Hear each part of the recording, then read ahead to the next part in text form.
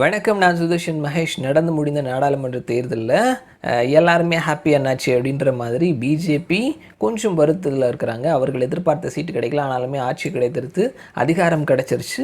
அவர்கள் ஆட்சி அமைத்துட்டாங்க.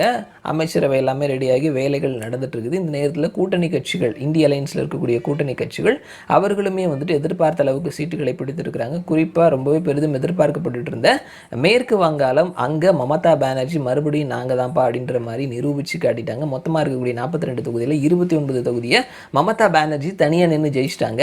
ஏன்னா அந்த மாநிலத்தில் கம்யூனிஸ்டுகள் காங்கிரஸோட கூட்டணி இல்லாமல் அவங்க தனியாக நின்று தான் தேர்தலை சந்திச்சாங்க. போன முறை 18 சீட்டு ஜெயிச்சிருந்த பாரதிய ஜனதா கட்சி இந்த முறை 12 சீட்டு மட்டும்தான் அவர்களால் கைப்பற்ற முடிந்தது. ஸோ அதனால் வெஸ்ட் பெங்கால் இஸ் மமதாவின் கோட்டை அப்படின்ற மாதிரி மறுபடியும் அவர்கள் தங்களுடைய செல்வாக்கை நிரூபித்து காட்டியிருக்கிறாங்க. ஸோ வெஸ்ட் பெங்காலை பொறுத்த மட்டும் லோக்சபா தேர்தலில் மமதா பானர்ஜியினுடைய கட்சி பெருசாக பெர்ஃபார்ம் பண்ணியிருக்கிறாங்க அப்படின்ற மாதிரி சொன்னாலும் இருக்கிறதுலேயே ஆக மோசமாக தேர்தலை சந்தித்த மாநிலம் வெஸ்ட் பெங்கால் அப்படின்னு சொல்லி பார்க்கப்படுது. ஜம்மு காஷ்மீரில் கூட தேர்தல் அப்படின்றது அமைதியாக நடந்தது. ஆனால் வெஸ்ட் பெங்கால் அந்த மாதிரி கிடையாது.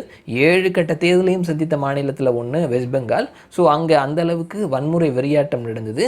ஸோ இன்னும் நம்ம சொல்ல போனோம்னா ஒரு லோக்சபா தொகுதியில், ஒரு சட்டமன்ற தொகுதியில் பாரதிய ஜனதா கட்சி லீடிங்கில் இருந்திருக்கிறாங்க. அந்த சட்டமன்ற தொகுதியில் பாரதிய ஜனதா கட்சி தான் அதிகமான வாக்குகளை வாங்கியிருக்கிறாங்க. அப்படின்றதுனால அந்த தொகுதிக்கு மட்டுமே தண்ணீர் நிறுத்துகிறோம், இந்த மாதிரியான விஷயங்களை அந்த வாக்காளர்களுக்கு இன்றைக்கி வரைக்குமே தண்டனையாக கொடுத்துட்ருக்குறாங்க. ஸோ இதெல்லாம் என்ன நியாயம் பாஸ் அப்படின்ற மாதிரி தான் நமக்கு கேட்க தோணுது. ஸோ இப்படிப்பட்ட அந்த மாநிலத்தில் எலெக்ஷன் ரிசல்ட்லாம் வந்ததுக்கப்புறமா மமதா பானர்ஜி சூப்பராக பெர்ஃபார்ம் பண்ணதுக்கப்புறமாவும் கட்சிக்குள்ளே ஒரு சின்ன மோதல் அப்படின்னு சொல்லி பார்க்கப்படுது. என்னென்னா, ஏற்கனவே எலெக்ஷனுக்கு முன்னாடி அவர்களுடைய மருமகன் அபிஷேக் பானர்ஜிக்கும் மமதா பானர்ஜிக்கும் இடையில கொஞ்சம் முட்டல் மோதல் இருந்தது. அவர் இப்போ எம்பியாகவும் செலக்ட் ஆகிருக்கிறாரு. ஸோ கட்சியில் நம்பர் 2 அவர் தான், இளைஞரணியினுடைய தலைவராக இருக்கிறாரு. மமதாவுக்கு அப்புறமா எல்லாமே கட்சியில் அவர் தான் அப்படின்ற மாதிரி பேசப்படக்கூடிய சூழலில் மறுபடியும் இவங்க 2 பேருக்கும் நடுவில் ஒரு முட்டல் மோதல் நடக்குது அப்படின்னு சொல்லப்படுது. இதற்கு பல காரணங்கள் சொல்லப்படுது. போன சட்டமன்ற தேர்தலில் மமதா பானர்ஜி பல அமைச்சர்கள் கொடுத்த வாக்குறுதிகள் பல விஷயங்களை நிறைவேற்றவில்லை அப்படின்ற குற்றச்சாட்டை வைக்கிறாரு. அதே மாதிரி இந்த எலெக்ஷன்லேயும் அவர் சொல்லியிருக்கக்கூடிய பல நபர்களுக்கு சீட்டு கொடுக்கல அப்படின்னும், வரக்கூடிய ஜூலை 10ஆம் தேதி வெஸ்ட் பெங்காலில் 4 சட்டசபை தொகுதிகளுக்கு தேர்தல் நடைபெறவிருக்கிறது. எப்படி நம்ம விக்கிரவாண்டி தேர்தலோ அதே மாதிரி அங்கேயும் 4 சட்டமன்ற தொகுதிகளுக்கு தேர்தல் நடைபெறவிருக்கிறது. ஸோ அதுலேயுமே அவர் சொன்ன வேட்பாளர்களை நிறுத்தலை அப்படின்ற ஒரு வருத்தமும் அவருக்குள்ளே இருக்குது. அதே நேரத்தில் இந்த எலெக்ஷனில் இளைஞர்களுக்கு நிறைய வாய்ப்பு கொடுக்கல அப்படின்ற ஒரு வருத்தமும் அவர்கிட்ட இருக்குது. ஸோ இந்த வருத்தங்கள் எல்லாம் சேர்ந்து தான் உடம்பு சரியில்லை, ரெஸ்ட் எடுக்க போகிறேன் அப்படின்னு சொல்லிட்டு போயிடுறாரு. ஆனால் உண்மையான காரணம் உடம்புலாம் நல்லா தான் இருக்குது. இதுதான் ரீசன்.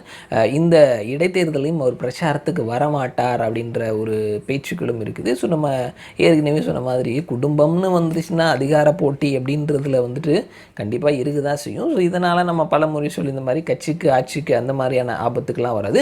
ஆட்சிக்கு ஆபத்து வருமா அப்படின்னு கேட்டோம்னா, பலரினுடைய கருத்துக்களினுடைய முடிவுகள் பார்த்தோம் அப்படின்னா, வரக்கூடிய சட்டமன்ற தேர்தலில் மமதா பானர்ஜிக்கு ஒரு பெரும் மாற்றம் ஏற்படும். எப்படி ஆந்திராவில் இருந்ததோ அதே மாதிரியான ஒரு மாற்றம் வரும் அப்படின்னு சொல்கிறாங்க. ஸோ அதற்கு நம்ம வெயிட் பண்ணி தான் பார்க்கணும். ஸோ இப்போதைக்கும் மருமகனுக்கும் மாமியாருக்கும் நடுவில் மறுபடியும் சண்டை அப்படின்றத பார்க்க முடிகிறது. ஸோ அதுதான் முடிவெடுக்கிறதுல யார் நம்பர் 1 அப்படின்றதுலாம் அந்த சண்டை. ஸோ நம்ம வெயிட் பண்ணி பார்க்கலாம். இந்த 4 தொகுதி இடைத்தேர்தல் யாருக்கு சாதகமாக வருது அப்படின்னு சொல்லிட்டு மறுபடியும் நான் உங்களை இன்னொரு வீடியோவில் சந்திக்கிறேன். அது வரைக்கும் நன்றி.